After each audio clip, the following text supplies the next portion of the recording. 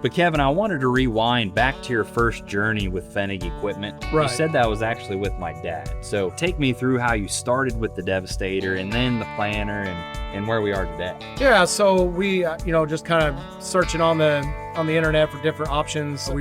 Our tires were getting wore out during harvest, so found the Yetter Devastator and was kind of searching around for good Yetter dealers. Sure. And you guys had some videos about the Yetter Devastator, and I thought, well, a pretty simple piece of equipment. So, called your dad, and yeah, it was great. Shipped it to me, and any questions that we had, I called you guys, and you were, very, very good at explaining how to install it. And we started with that, and then got interested in we used to do liquid on our planter, probably 15, 20 years ago. And then we got away from it because of some logistic issues. So then we wanted to get back into it, but I wasn't real big on doing the Coulter style, next to the row, doing a true 2x2. Sure. So I started looking at essentially what they call like a 2x0, where you're dribbling on top of the ground. And started researching that, and you guys had a lot of videos on, I run case planters, and you guys had some really detailed videos on how you guys do installs. You had a team come down. Yep. They did everything. It was turnkey. And then they did that over the winter, and then once the spring hit and we started operating, any questions we had, we felt real comfortable calling you guys, and you guys were, a lot of help. Yeah, it's been a good experience, and now with the applicator. Well, good morning. I am on my trip, headed south. It's about 6:30, and I'm going on a road trip today. I'm headed over near Evansville, Indiana. Sold a J&M Applicator for this way, a 17-row 5016 to a customer. Was delivered to him, and now it is time to get that thing field started. And he has got a couple fields that are just dry enough to get out there and start running. I'm bringing him some blades, some spare parts. I'm going to get this applicator up and running, get him familiar with the rate controller, get him familiar with how everything works on it. We're going to go to the field, get everything set. That way, whenever I leave today, he is very comfortable with it. He knows how to run it, and he can keep side dressing this season. So we like to do a lot of these startups. Doing these provide a big bond, in my opinion, between dealership and customer. I'm going to be riding in the tractor with him. We're going to struggle with things here today, just getting it set, switching hydraulic hoses around, and it creates a connection there between the grower and the salesman in the dealership. So I really enjoy going out on these. I learn a lot about the grower's operation. I've never been to this particular customer's farm yet, so I'm excited. We'll see what we run into. But the goal of the day is to get down to the customer, get him comfortable and familiar with his applicator that he's purchased. And then step number 2 is to get back home at a good time. So I want to do all of that in a timely fashion. It's 4.5 hours one way on our way right now. So we're cruising along. Trips like these, we always get a lot of questions about how in the world do you get to Kentucky or Tennessee or Iowa, Missouri. Really what it is just the interweb of connection. This farming community, much like a lot of different industries, is really small. When you go to the Louisville Farm Show, when you go to the National No-Till Conference, and whenever you post YouTube videos showing what we do as a company, people start to see that, and you start to meet more and more people. You might meet Tom down in Georgia, and then you are introduced to his neighbor or someone else close by, and pretty soon your spider web of connections just starts to grow, and it just keeps growing through YouTube and just showing up and putting yourself out there. So we get a lot of questions about how we are able to stretch out, why we travel the distances that we do. This particular customer, that came from a planter job that happened probably 2 or 3 years ago. I think he saw some of our content online about different ways that we can install planter fertilizer on a planter. We went down and did his planter. We stayed in contact through support and service, and then he needed a side dresser, and he knew that we were the specialists of side dressers for not only the Midwest, but the nation. And he gave us a call, and we got it done right. Whenever we put it all together, a customer can find our content online. He can call us and talk to a real human being that is very knowledgeable about the product. And then he can get a real human being on his farm to help with that support and train him on the product. So it's that big circle that's got a lot of spokes in the wheel that play into it, but it is amazing how those connections and just showing up and going to these events and traveling to the farms, how that has built and created the clientele that we have today. So it's putting forth that effort, waking up early, traveling, risking leaving early, risking getting home really late to put yourself out there to get a customer satisfied.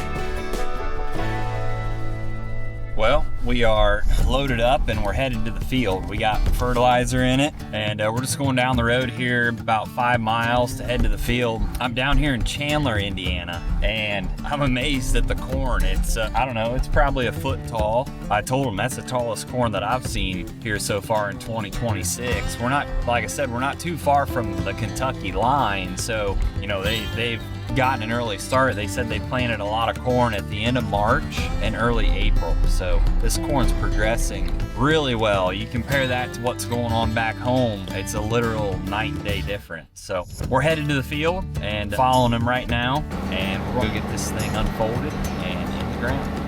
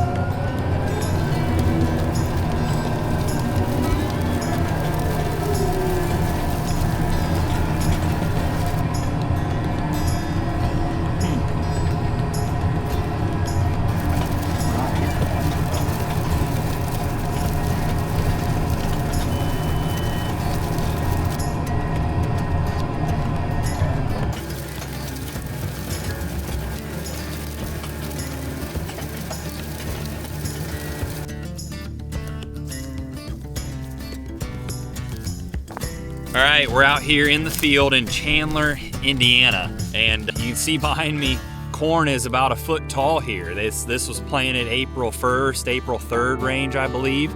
And we're out here doing a brand new J&M side dresser startup, and the customer had this unit delivered to him probably 2 weeks ago, but it finally dried out enough for him to run this applicator today. And so, as promised, and as we like to do here at Fennig Equipment, I made my way down because I want to make sure that this grower is comfortable, confident, and understands the functions of this applicator so that he can have a successful side dress season. So we're down here today getting it set, getting his rate set, setting the depth of the applicator, adjusting the whisker switch, doing all of those things, teaching him how to run through the rate control page, how to adjust settings within that rate controller, how to show that the tank is full or half full, all of those things. He's running a SurePoint rate controller on this thing, the SurePoint Sentinel rate controller 1000. I really like that rate controller.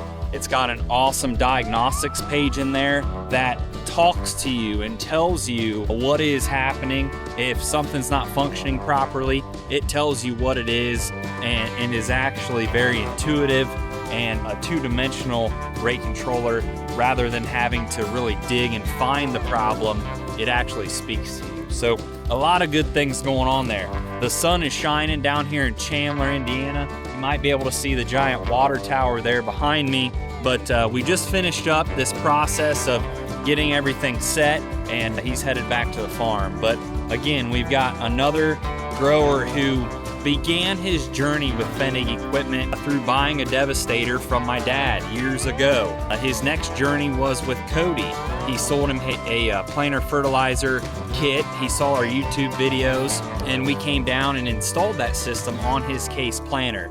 And now the next step in his journey is with this J&M side dress applicator. So it's those relationships from getting on the farm, meeting with the grower, and working as a team to come to an end positive result and being an asset to that grower.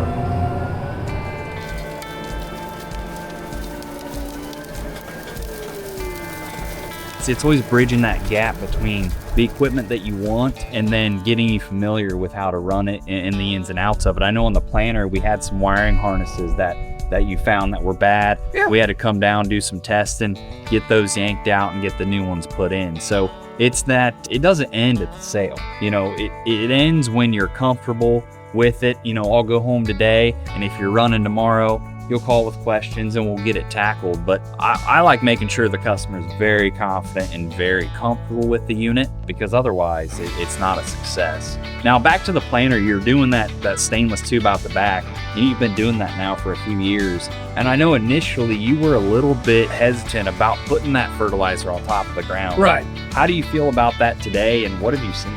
Right. So I do think putting the fertilizer in the soil is obviously going to be your ultimately your best bet. However, you know, are you going to want to deal with the maintenance issues of having all that, you know, weight hanging there and, you know, bearings going out over time, because you are dealing with fertilizer. Sure. And that's, you know, kind of what we ran into back 20 years ago. Having it on top of the ground, we typically will work ground prior to planting corn, so we felt a little easier about that. And I've worked with my agronomist on some ways to protect that nitrogen or that starter product, you know, being laid on the surface. But now this year we were so dry around here, we essentially did 100% no-till, corn across the board. So I was concerned about it just laying on top of essentially dead weeds, but so far it looks like it did not affect it. We had some timely rains. Yep. Help work that down, but I did have some products mixed with it to help in those situations as well. But for the convenience, and